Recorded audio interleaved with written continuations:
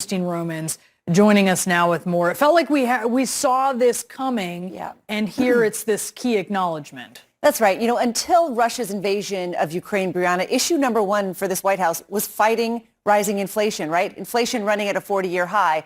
And then Putin's war comes in, now disrupting supply lines, grain markets, and global energy supplies.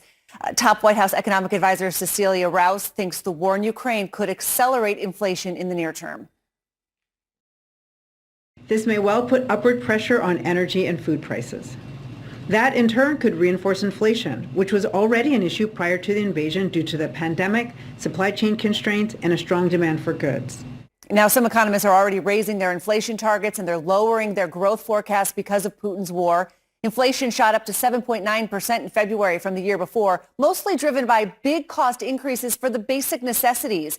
And that data, Brianna, was collected before the fallout of Russia's invasion could be calculated in the number. Now, the U.S. economy overall, of course, important to note, quite strong, coming off the best year for growth since the Reagan administration. The jobs market is humming. Wages are rising. It's why the official inflation fighter, the Fed, is comfortable raising interest rates to tame prices. Now, ironically, fighting inflation will come with a different cost for consumers, higher borrowing costs on credit cards, auto loans, and mortgages. And the Fed is likely to keep raising interest rates all year. If you are in the market for a loan right now, lock in the rate. The cost of Putin's war is also reflected in President Biden's budget blueprint, which came out yesterday, of course. He's got $6.9 billion in there for NATO and other programs to counter Russian aggression. Quick check on oil markets this morning, though, here. This could be some relief in energy prices. Has nothing to do with Russia here. Instead, COVID lockdowns in Shanghai drove oil prices down 8% yesterday, down again overnight. That could cool gas prices for consumers in the U.S. in the near future. At least that's the hope, Brianna. Certainly hope that is the case. Christine Romans, thank you. You're welcome. All right, we do have breaking news. The Russians claiming they're going to reduce military activity in two key areas around the capital of Kyiv and also northeast of that in Chernihiv. I want to read you a full statement from the deputy defense minister. And what's notable in this is that this statement was made after the current round of negotiations taking place between the Russians and Ukrainians in Istanbul. So listen to this. He said, quote, due to the fact that negotiations on the preparation of an agreement on the neutrality and non-nuclear status of Ukraine, as well as on the provision of nuclear guarantees to Ukraine, are moving into practice, taking into account the principles discussed during today's meetings by the Ministry of Defense of the Russian Federation in order to increase mutual trust and create necessary conditions for further negotiations and achieving the ultimate goal of agreeing on the signing of the above agreement, a decision was made to radically, at times, reduce military activity in the Kyiv and Chernihiv regions.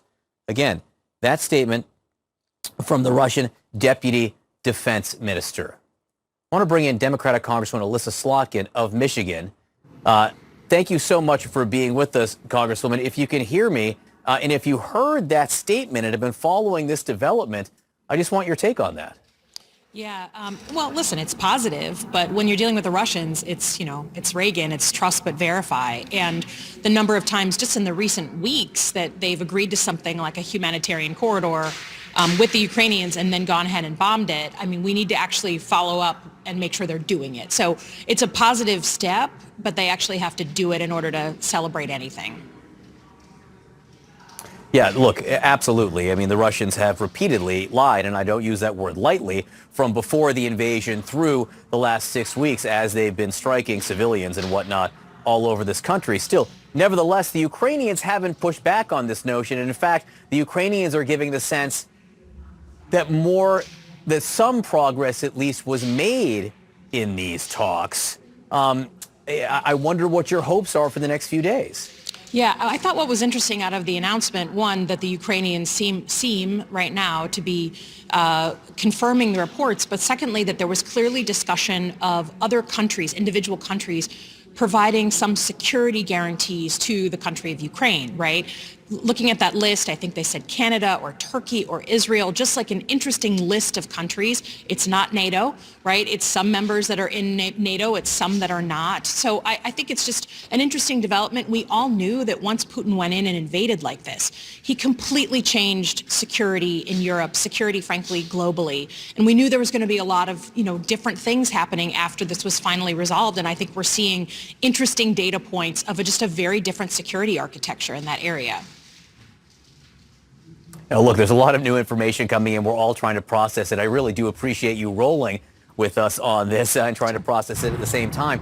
You've been working on your own proposals on sanctions. And the reason I bring this up is because the Ukrainian President Zelensky, and again, this was all before wherever we are at this moment in the negotiations, but President Zelensky's concerns have been that the sanctions aren't coming quickly enough. What he basically said yesterday was that my understanding is there will be more sanctions if there's a chemical weapons attack. Why do I have to wait, he says, for a chemical weapons attack for more sanctions on Russia?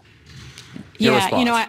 Sure. I think that there's a number of us who feel like you could have had a more steady drumbeat of sanctions just sort of ratcheting up week after week. And that when we made the decision, which I think, reflects where the American people are, that we weren't going to send American sons and daughters to fight for Ukraine, that we had a responsibility to use those sanctions as our muscle. And I think that we could have done more, certainly naming of oligarchs, naming of their wives and mistresses, sanctioning them, seizure of material, things that would have created that steady drumbeat. It's not the decision that was made by the administration, but I sympathize with Zelensky. He's trying to do everything he can and not waiting for a weapon of mass destruction to be landing on the heads of his people. If there are productive talks, and I use that word lightly, I don't know what that would even mean. But if talks are ongoing, should sanctions or new sanctions wait while talks are ongoing? Well, that's fair, and I think we need to take our cues from President Zelensky, right? He was asking for more sanctions maybe 48 hours ago. Let's see what he's asking for now that there seems to be some positive movement on negotiations. We need to take our cues from the head of this country that's being attacked. But I do think that, we have to actually see some action from the Russians before we sort of have a celebration that maybe this is the beginning of the end. That's a great point. Just because they say they will radically reduce their troop presence around Kyiv and Chernihiv doesn't happen until it happens. And John Kirby of the Pentagon says they haven't seen any evidence of it yet, but I know we're watching it very closely. Again, Congresswoman Elissa Slotkin, you have expertise in a wide range of areas. We really appreciate you joining us this morning and rolling with us on this. Thanks for having me. All right, another development just in. Russia also floating the possibility of a meeting between Vladimir Putin and the Ukrainian President Zelensky. Stand by. Things are moving fast here. Our special live coverage continues after this.